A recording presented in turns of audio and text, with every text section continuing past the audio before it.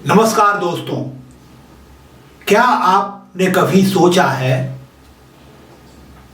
कि कुछ किसान कर्जा न लौटा पाने के कारण या मौसम की मार से फसल बर्बाद हो जाने के कारण आत्महत्या क्यों कर लेते हैं? कुछ छात्र परीक्षा में कम अंक पाने की वजह से या किसी प्रतियोगी परीक्षा में असफल हो जाने पर आत्महत्या तक कर लेते हैं। कुछ बिजनेसमैन अपना बिजनेस ठीक से न चलने के पर या कर्जा न लौटाने पर आत्महत्या क्यों कर लेते हैं? कुछ गृहिणियां घरेलू क्लेश से ऊब करके छोटे छोटे बच्चों को लेकर आत्महत्या क्यों कर लेती हैं? कुछ लोग अपनी गाड़ी में टक्कर हो जाने से मात्र से सामने वाले की हत्या तक कर देते हैं। कुछ लोग पार्किंग को लेकर झगड़ा कर लेते हैं, मारपीट कर लेते हैं, हत्या तक कर देते हैं। ऐसा क्यों? कुछ बच्चे शराब के लिए पैसा न देने पर मां बाप की हत्या कर देते हैं, पत्नी की हत्या कर देते हैं। कुछ लोग जल्दी डिप्रेशन में आ जाते हैं। आफ्टर ऑल इस तरह का जो बिहेवियर है, ऐसा क्यों होता है? लोग ऐसा क्यों करते हैं? कुछ नौजवान प्रेम प्रसंग में अगर फेल हो गए तो आत्महत्या कर लेंगे या प्रेमी की हत्या कर देंगे। आफ्टर ऑल ऐसा लोग क्यों करते हैं? क्या आप चाहते हैं कि ऐसा व्यवहार न करें आपके बच्चे, आपके आसपास के लोग? क्या आप इसका कारण और इसका निदान या समाधान चाहते हैं? अगर आप चाहते हैं तो आज का वीडियो आपके काम आएगा। दोस्तों, मैं हूं रामचंद्र राय और आप देख रहे हैं प्रयास विकल्प, एक ऐसा चैनल है जो आपको व्यक्तित्व को न केवल मजबूत बनाता है बल्कि आपको जीवन जीने की नया रास्ता बताता है, नया विकल्प देता है। दोस्तों, मैं वीडियो सीरीज व्यक्तित्व विकास के इस दूसरे एपिसोड में आप सभी लोगों का हार्दिक स्वागत करता हूं। पहले एपिसोड में हमने यह चर्चा की कि पर्सनालिटी क्या होती है, व्यक्तित्व क्या होता है, उसके विभिन्न पहलुओं पर चर्चा की थी। यह चर्चा करते समय हमने बताया था कि जहां तक हमारा बेसिक नेचर या मौलिक स्वभाव है वो 5 चीजों से गवर्न होता है। इस मामले में हमारा व्यक्तित्व 5 डायमेंशनल होता है। हम अंतर्मुखी या बाह्यमुखी हो सकते हैं, हम न्यूरोटिक या नॉन न्यूरोटिक हो सकते हैं, हम हाई कॉन्शसनेस रख सकते हैं या लो कॉन्शसनेस हो सकती है, अग्रीएबल हो सकते हैं और ओपन टू एक्सपीरियंस हो सकते हैं। ये 5 चीजें ये डिसाइड करती है कि हमारा बेसिक नेचर क्या होगा। दोस्तों, आज इस दूसरे एपिसोड में मैं इन 5 चीजों में से एक सबसे इंपॉर्टेंट जो होता है न्यूरोटिक बिहेवियर यानी न्यूरोटिसिज्म पर चर्चा करूंगा। इसका मतलब है कि जो व्यक्ति न्यूरोटिक होता है उसका जो दिमाग होता है, जो मस्तिष्क होता है, जो मन होता है, वो उद्विग्न रहता है, फ्लक्चुएट करता है, असंतुलित होता है, मूड स्विंग होते हैं। आफ्टर ऑल आप जानोगे कैसे कि आप न्यूरोटिक हो या नहीं हो? दोस्तों, इसका बहुत सिंपल सा एक टेस्ट है। कुछ सवाल आपसे पूछे जाते हैं, 10-15 मिनट की बात होती है और आप जो भी जवाब देते हैं उनके आधार पर आपको एक स्कोर दिया जाता है। अगर आप ज्यादा स्कोर करते हो तो आप न्यूरोटिक हो, कम करते हो तो न्यूरोटिक नहीं हो। दोस्तों, आज मैं इस वीडियो के माध्यम से न्यूरोटिक बिहेवियर के बारे में 4 चीजों पर चर्चा करूंगा आपसे। पहली चीज, न्यूरोटिक बिहेवियर के क्या लक्षण होते हैं और नॉन न्यूरोटिक के क्या लक्षण होते हैं और सामान्य बिहेवियर कैसा होता है न्यूरोटिक बिहेवियर। दूसरी चीज, इसके नकारात्मक क्या परिणाम हो सकते हैं आपके लिए, समाज के लिए, अन्य लोगों के लिए। तीसरी चीज, इसके फंडामेंटल रीजन क्या है, क्यों होता है। और अंत में मैं बताने जा रहा हूं कि आपको क्या करना चाहिए ताकि न्यूरोटिक बिहेवियर अगर आपके अंदर डिटेक्ट भी होता है तो उसके नकारात्मक पहलू से आप बच सकें, इसके दुष्परिणाम से बच सकें। इसलिए मैं आपसे अनुरोध करूंगा कि इस वीडियो को अंत तक जरूर देखिए और अगर ये वीडियो अच्छा लगे तो इसको अपने दोस्तों के साथ शेयर करिए। और अगर आप पहली बार हमारे चैनल पे आए हैं या किसी वजह से आपने अभी तक इसे सब्सक्राइब नहीं किया है तो कृपा करके इसको सब्सक्राइब जरूर कर लीजिए, ताकि जो भी वीडियो भविष्य में आए उनका नोटिफिकेशन आपको मिल जाए। आइए हम लोग चर्चा शुरू करते हैं। दोस्तों, अगर आप न्यूरोटिक हैं तो आप कुछ नकारात्मक जो प्रवृत्तियां होती हैं, जैसे चिंता है, परेशानी है, डर है, क्रोध है, निराशा है, ईर्ष्या है, जलन है, अपराध बोध है या अवसाद है,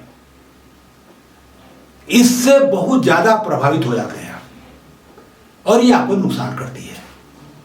और अगर आप न्यूरोटिक नहीं हैं तो निश्चित रूप से आप भावनात्मक तौर पे स्थिर रहते हैं, शांत स्वभाव होता है आपका, जल्दी तनाव में आप नहीं आते हैं,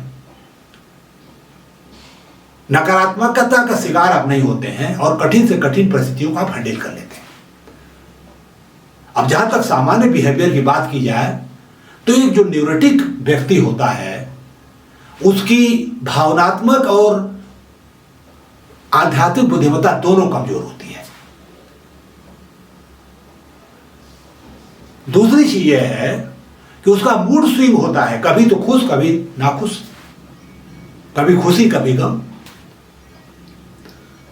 तीसरी चीज है कि जैसे जैसे आप बड़े होते हो इसकी नकारात्मकता थोड़ी कम होने लगती है, इसकी डिग्री कम होने लगती है, क्योंकि आप जीवन को बेहतर समझने लगते हो और उसको हैंडल करना सीखने लगते हो। एक प्रॉब्लम और होती है ऐसे लोगों के बीच में कि वो एक अपनी काल्पनिक दुनिया बना लेते हैं और जमीनी हकीकत को स्वीकार नहीं करते, उसको मानने को तैयार नहीं होते हैं। और चूंकि दोनों में काफी कॉन्फ्लिक्ट होता है, गैप होता है, इसलिए उनके अंदर द्वंद्व पैदा होता है, कॉन्फ्लिक्ट होता है, जिसकी वजह से टेंशन होता है और उसके नकारात्मक पहलू से उनको झेलना पड़ता है।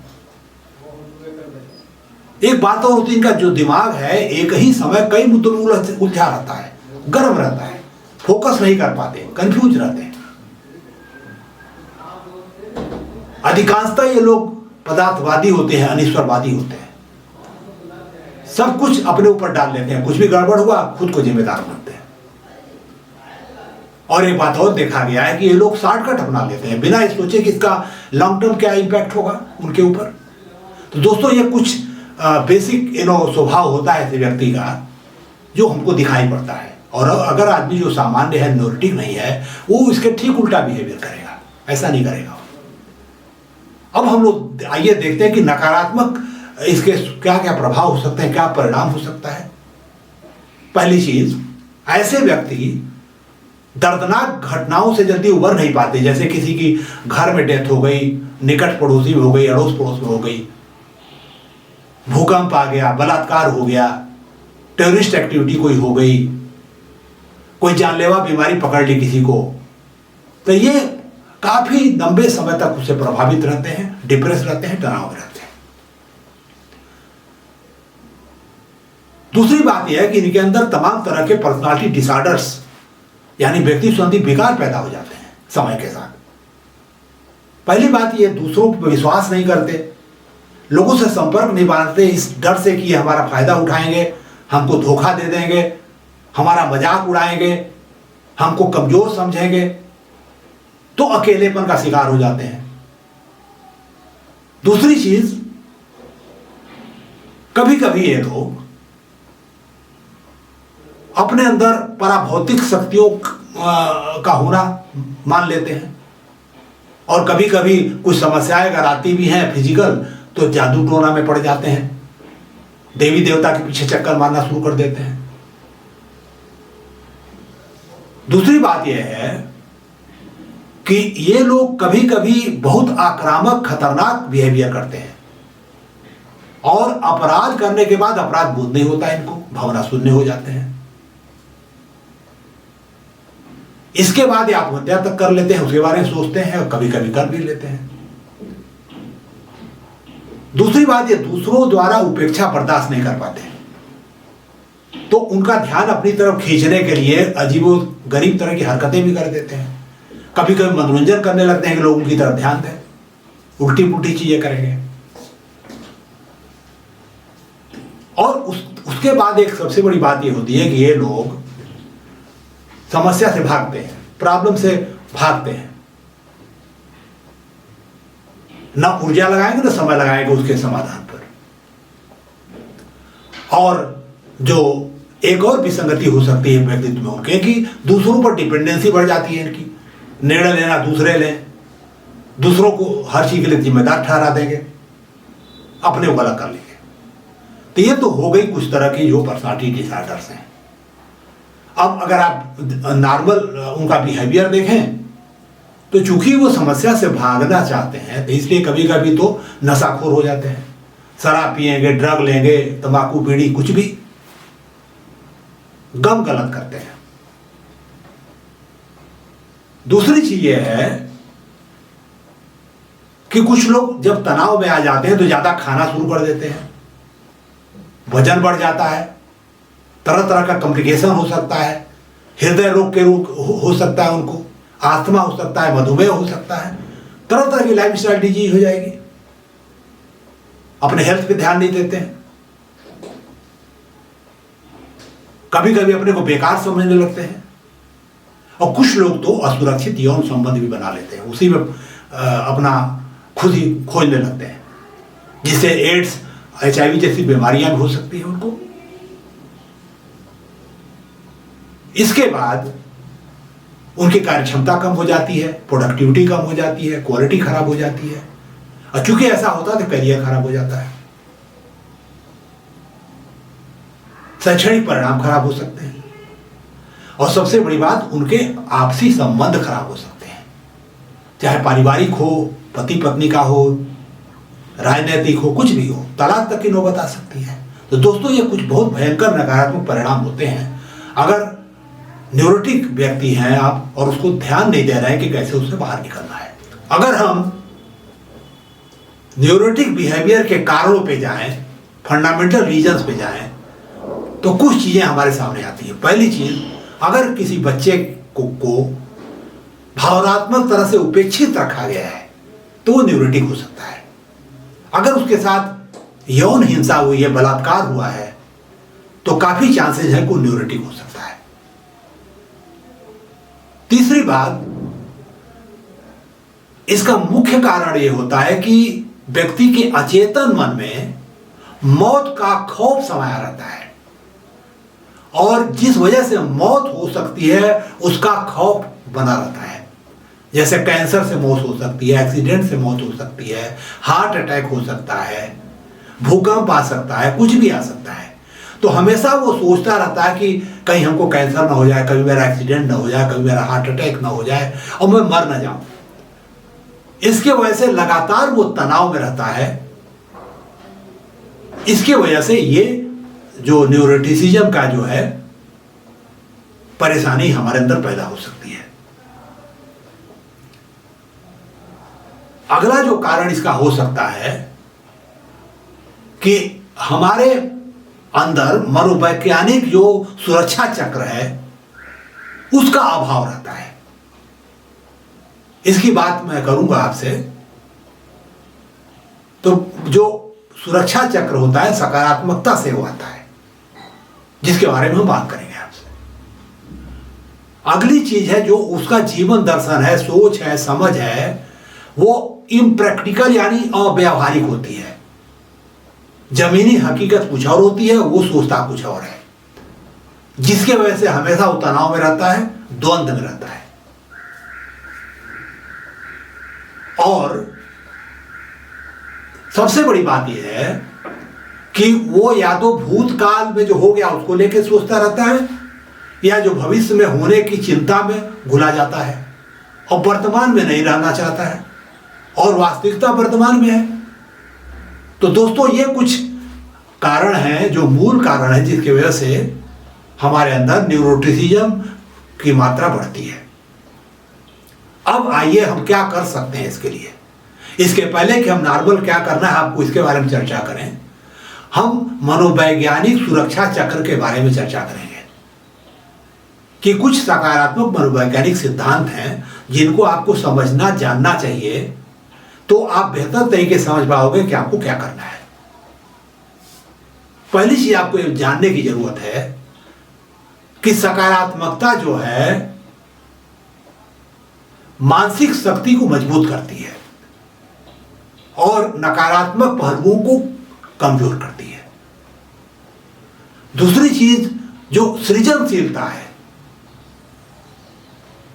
वो जो है व्यक्ति को जब भी कोई समस्या आती है तो उसके इनोवेटिव सॉल्यूशन की तरफ ले जाती है, उसके कारणों में जाएगा, नए नए तरीके खोजेगा और काफी उम्मीद है कि उसको वो सॉल्व कर सकता है और इसलिए उसको तनाव नहीं होगा। तीसरी चीज, अगर आपके जीवन का कोई उच्च आदर्श या उद्देश्य है जो जन उपयोगी है, समाज सेवा से कनेक्टेड है, जनहित में है, तो आपके अंदर एक पॉजिटिव ऊर्जा पैदा होती है और कोई कठिनाई आए तो उससे लड़ने की ताकत आपको देती है। अगली चीज यह है कि आपके अंदर जीवटता यानी कष्ट सहने की आदत होनी चाहिए, शक्ति होनी चाहिए, गिर के उठने की शक्ति होनी चाहिए। क्योंकि जीवन आसान नहीं है, संघर्ष है। भले कुछ भी बोले, तो जिसको लड़ना नहीं आता, जीवटता नहीं है, रेजिलियंस नहीं है, वो उसको हैंडल नहीं कर सकता और तनाव का शिकार होगा। अगली चीज यह है कि अपनी अच्छाई पर विश्वास करिए भाई, अपनी ताकत को पहचानिए। हनुमान जी जब समुद्र पार कर रहे थे तो उनको भी डिप्रेशन हुआ, मैं कैसे करूंगा। जामवंत ने बोला कि अरे आप अपने बारे में समझते नहीं, कितनी ताकत है आपके अंदर। तो आप अपनी अच्छाई को समझिए। अगली बात यह है कि जो आपके पास उपलब्ध है, जो भी संसाधन है, जो भी पैसा रुपया है, प्रॉपर्टी है, उस पर संतोष करिए, उसको स्वीकार करिए, पर्याप्त मानिए, तो आपका मन शांत होगा, तनाव कम होगा, फिर आप प्रयास करेंगे तो और मिलेगा आपको। लेकिन पहले जो है उसको तो मानिए भाई। इसके बाद आपका जो जीवन मूल्य है उसे समझौता ना करें। अगर आप समझौता नहीं करते हो तो निश्चित आपके अंदर ताकत आएगी। और एक बात आप समझ जाइए कि हम लोग सामाजिक प्राणी हैं, हमको दूसरों को सहयोग देना और लेना आना चाहिए। अगर ये नहीं है तो निश्चित रूप से आप कठिन परिस्थिति से निकल नहीं पाओगे। कोई जरूरी हर समस्या के समाधान को खुद कर लो।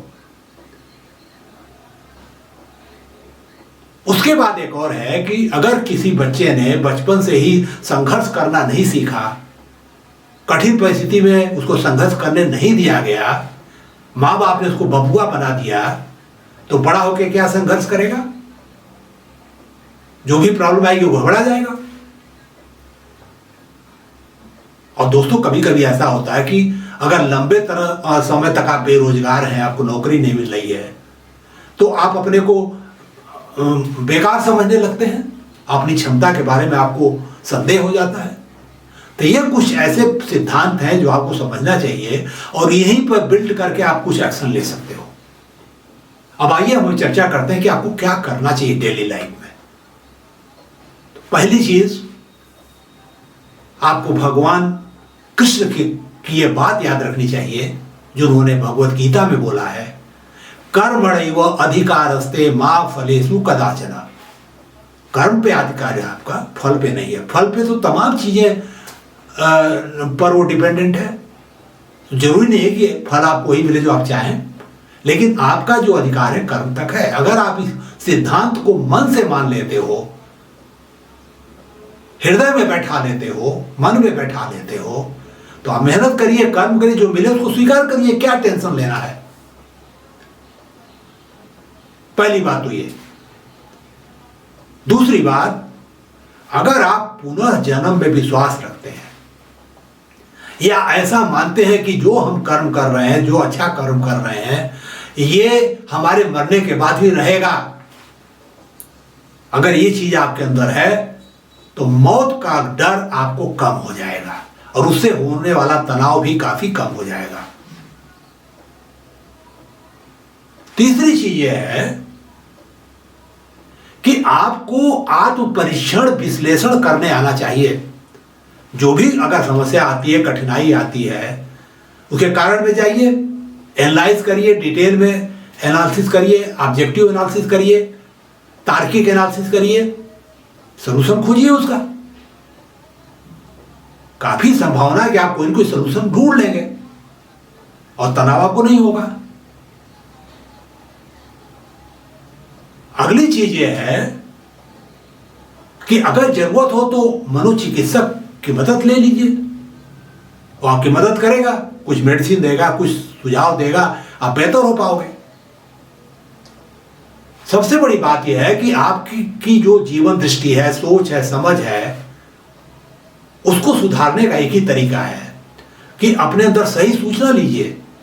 जो भी रियलिटी है, ग्राउंड रियलिटी है, उससे कनेक्टेड डाटा इकट्ठा करिए, डिस्कशन करिए, सही गलत का निर्णय लीजिए। अगर आप ये लंबे समय तक करते हो विभिन्न मुद्दों पे, तो आपका सोच बदलेगी, विचार बदलेगा, और अगर एक बार सोच बदल गई है आपकी, तो आपका व्यवहार तो बदलेगा, और अगर व्यवहार बदल गया तो परिणाम भी बदलेगा। हर एक्शन का रिएक्शन होता है, ऐसा हो ही नहीं सकता कि ना हो। अगली चीज यह है कि अपना जो ध्यान है भूतकाल से हटाइए, भविष्य से हटा करके उसको वर्तमान में ले आइए। जो हो गया उसको भूल जाइए, जो आया नहीं उसको भूल जाइए, और सारी ऊर्जा, समय, एनर्जी वर्तमान पे लगाइए। जो भी प्रॉब्लम वो काम कर रहे हो, आपकी ताकत बढ़ जाएगी, फेलियर का चांस कम हो जाएगा और आपका तनाव कम हो जाएगा। ज्यादातर तनाव तो होता है कि ऐसा क्यों हुआ और ऐसा हो न जाए, जबकि जो हो गया उसको आप कुछ कर नहीं सकते, जो आया नहीं वो होगा कि नहीं पता ही नहीं। तो बेमतलब का तनाव लेने का क्या मतलब है? तो वर्तमान में रहिए, फोकस करिए, प्रॉब्लम सॉल्व करिए और तनाव से दूर रहिए। अगली चीज है कि जिस बात को आप बदल नहीं सकते, जो घटना बदल नहीं सकती, आपके अधिकार के बाहर की है, उसको स्वीकार करिए। क्यों लड़ाई कर रहे हो उससे? आपके अपने शक्ति की सीमा है, उसके बाहर कैसे जा सकते हो? अगली बात यह है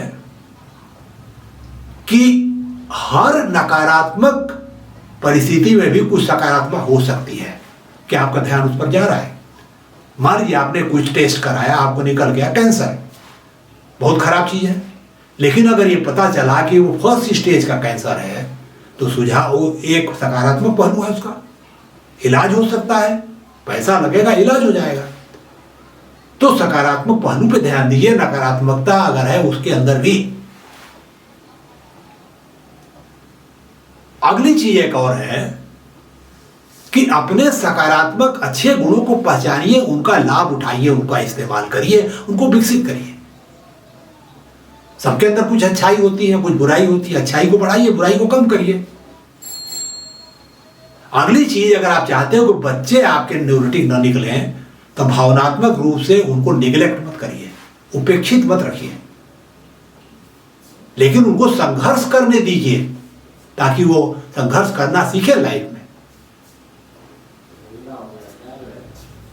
इसके बाद जो आपके पास मौजूद है, धन संपत्ति जो भी है, उसमें संतोष करिए, खुश रहिए उसमें, उसके लिए कृतज्ञ होइए। एक बार शांत हो जाए फिर कर्म करिए, मिलेगा आपको। दूसरों की मदद करिए, सहयोगी प्रवृत्ति के सकारात्मक लोगों से साथ बनाइए, मित्र बनाइए, उनको मदद दीजिए, मदद लीजिए। तनाव प्रबंधन सीखना पड़ेगा आपको, इस पर हमारे तमाम वीडियो उपलब्ध हैं, आप देखिए, उसका लाभ उठाइए। और अंत में मैं कहना चाहूंगा कि अपनी कम्युनिकेशन स्किल को बेहतर बनाइए, ताकि अपनी भावनाओं को दूसरों को बता सकें, दुर्भावना समझ सकें, उनकी मदद दे सकें, मदद ले सकें और प्रॉब्लम को सॉल्व कर सकें, तनाव से दूर रह सकें। तो दोस्तों, कुल मिला जुला के ये कुछ हमने आपको स्टेप बताए हैं। इसको अगर आप लेते हो तो निश्चित रूप से आप न्यूरोटिसिज्म के नकारात्मक प्रभाव से बच जाओगे। दोस्तों, अगर आपको ये वीडियो अच्छा लगा हो तो इसे अपने दोस्तों के साथ शेयर करिए और हमारे चैनल को सब्सक्राइब करिए। एक बात और, हमेशा अच्छा सुने, देखें और पढ़ें, ताकि आपके अंदर अच्छी सूचना जाए, विचार अच्छे हों, कर्म अच्छे हों, आप बेहतर हों, सफल हों। दोस्तों, थर्ड एपिसोड जो इसका आने वाला है, अगले एपिसोड में मैं बाह्य मुक्ता या अंतर्मुक्ता यानी इंट्रोवर्जन एक्सट्रोवर्जन पे चर्चा करूंगा। यह भी एक इंपॉर्टेंट हमारा ट्रेट होता है जिस पर हमको जानना चाहिए कि क्या लाभ है, क्या हानि है। तब तक के लिए मैं आपसे विदा चाहूंगा। अपना ध्यान रखिए, स्वस्थ रहिए, अपने को बेहतर बनाते रहिए। दोस्तों, हमें सुनने के लिए बहुत बहुत धन्यवाद।